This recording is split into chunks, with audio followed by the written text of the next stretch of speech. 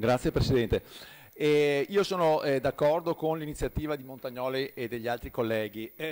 Credo però che sia fondamentale, perché ancora non lo si è capito, attribuire le responsabilità per come si sono concretizzate nel corso di questa vicenda.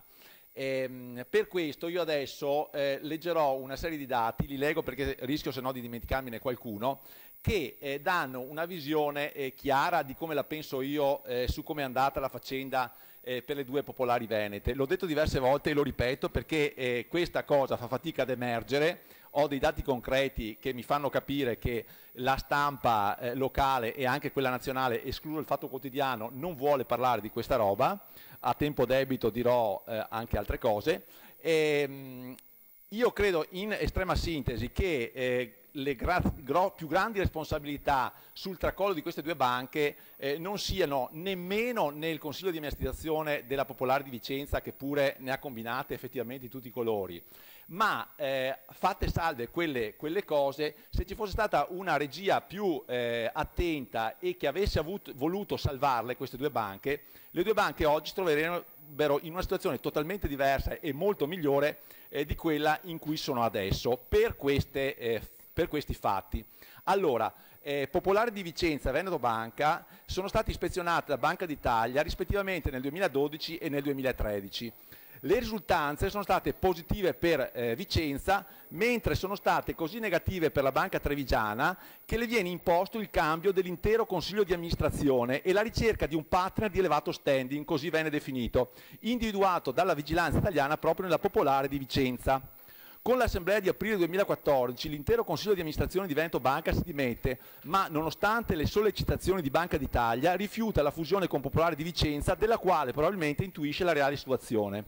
Abbiamo letto poi quanto riportato nei verbali del CDA di Veneto Banca, in cui si narra della convocazione del presidente e dell'amministratore delegato di Veneto Banca presso l'azienda agricola di Aquileia del Cavaliere Zonin, che comunicava che l'incorporazione doveva avvenire senza condizioni. Nell'ottobre del 2014 l'Asset Quality Review e gli stress test, esami condotti dalla BCE su 128 banche europee, sanciscono invece una inequivocabile e differente verità. Veneto Banca viene promossa, Popolare di Vicenza no. Le differenze di valutazione tra Banca d'Italia e BCE nel giro di poco tempo arrivano in alcuni casi, per alcune banche, anche al 30%, errori dovuti ad incapacità o intenzionali. Nel frattempo i danni reputazionali fatti dalle ispezioni Banca Italia cominciano a minare la fiducia di clienti e soci. Nel gennaio 2015 il decreto legge del governo Renzi obbliga tutte le banche popolari con attivo di bilancio superiore agli 8 miliardi di euro alla trasformazione in SPA. Tra queste rientrano anche le due banche venete, che sono però alla data del decreto le uniche a non essere quotate. Che ci sia qualche relazione con il progetto di fusione delle due popolari, il sospetto c'è, in quanto tali queste banche vengono valutate al patrimonio netto contabile più avviamento, come viene stabilito dagli statuti, come si è fatto per molti anni senza che nessuno intervenisse, come peraltro fanno ancora oggi tutte le altre banche popolari non quotate, ad esempio Popolare di Bari, Alto Adige, Valsabina, Popolare Cividale, eccetera. Tutto alla luce del sole e soprattutto con il consenso di Banca d'Italia e Consob. Nel febbraio 2015 la BCE aumenta i coefficienti patrimoniali minimi dall'8% al 10,25% e impone a entrambe le banche venete la pronta trasformazione in SPA, un robusto aumento di capitale, 1,5 miliardi per Vicenza, 1 miliardo per Veneto Banca, e la contestuale, si diceva allora, quotazione in borsa. Sempre nel febbraio 2015 la spettacolare e volutamente mediatica perquisizione effettuata dalla Guardia Finanza in Veneto Banca mette ancora più a repentaglio, come dimostrano i dati di bilancio, la fiducia di clienti e soci. A Vicenza la perquisizione stranamente arriva solo a giugno del 2016. Alcuni dati di bilancio: negli ultimi 3 anni, dal 2013 al 2016, la raccolta diretta e la raccolta indiretta e il margine di intermediazione di Veneto Banca è crollato del 30% dopo che è stato cambiato il Consiglio di amministrazione, non prima. Cifre che descrivono il drammatico deterioramento del rapporto fiduciario da fine 2013. Con i nuovi CDA e manager ci doveva essere il rilancio delle due banche, per fortuna. Il decreto legge del governo Renzi, già ampiamente criticabile per l'urgenza imposta, dove urgenza non c'era, viene stravolto nella sostanza dalle norme attuative scritte da Banca d'Italia. Di fatto viene impedito ai soci di esercitare il diritto di accesso sancito dal Codice Civile. Ancora più grave il fatto che alle due popolari venete venga impedito di trasformare in SPA la sola attività bancaria, mantenendo il governo nella holding cooperativa, cioè si poteva mantenere il valore delle azioni e mantenere la popolare il capo dell'azienda, si poteva portare in borsa, far diventare SPA il braccio d'azienda, questo non avrebbe causato il tracollo delle azioni ed eventualmente si sarebbe potuto intervenire dopo e ridurle gradualmente. Il Consiglio di Stato, per fortuna, boccia senza appello le norme attuative volute e scritte da Banca d'Italia, cioè secondo il Consiglio di Stato, e questa è una norma amministrativa fatta da Banca d'Italia, quindi il verdetto è definitivo, è stato sbagliato impedire alle due popolari di utilizzare il sistema della holding intermedia, cioè di mantenere il sistema della popolare per quanto riguarda la capogruppo. E questo non è un dettaglio da poco. Ma purtroppo per Veneto Banca e Popolare di Vicenza e soprattutto per i soci non è più possibile tornare indietro.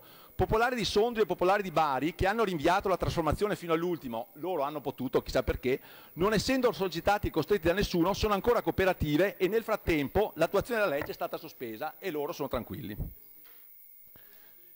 Comincia una serie di prelievi dalle tasche dei soci che non avrebbero dovuto essere consentiti. Si raccontano improbabili storie di risanamento che si rivelano a distanza di settimane totalmente inattendibili e a distanza di mesi semplicemente ridicolo. Ma su queste basi si prelevano dalle tasche dei soci di Veneto Banca 500 milioni di euro per un aumento di capitale a 36 euro per azione. Si converte forzosamente un prestito obbligazionario con le azioni attribuite a 39,5. La Consob vigila con rigore sulle carte, la Banca d'Italia interloquisce sul valore delle azioni senza assumere nessuna iniziativa.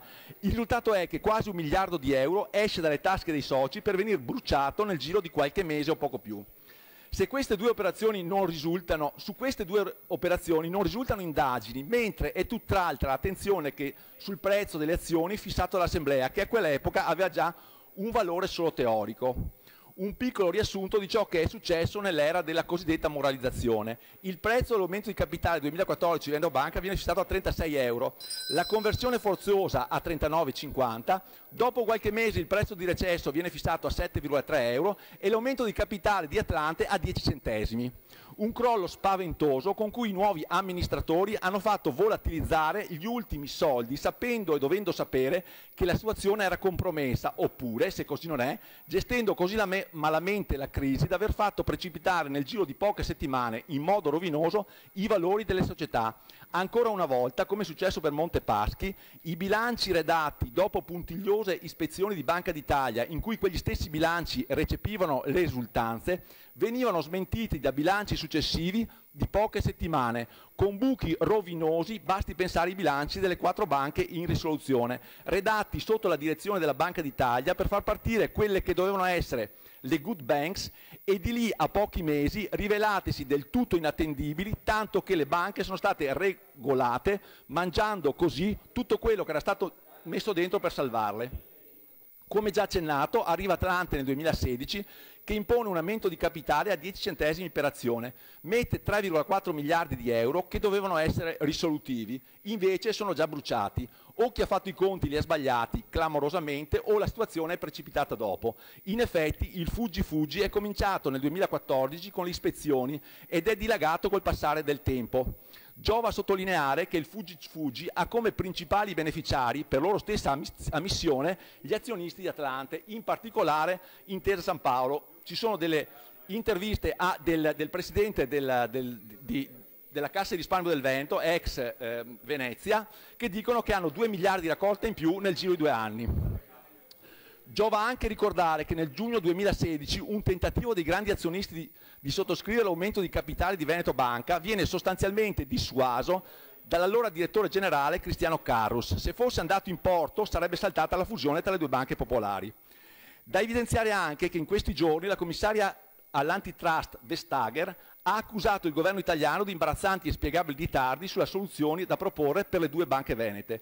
Da riportare anche le recenti dichiarazioni di Carlo Nordio, virgolettato, credo che ci sia stato un difetto di vigilanza assoluto sia da parte della Banca d'Italia che della Consob, ovvero non hanno fatto quello che avrebbero dovuto fare, cioè vigilare.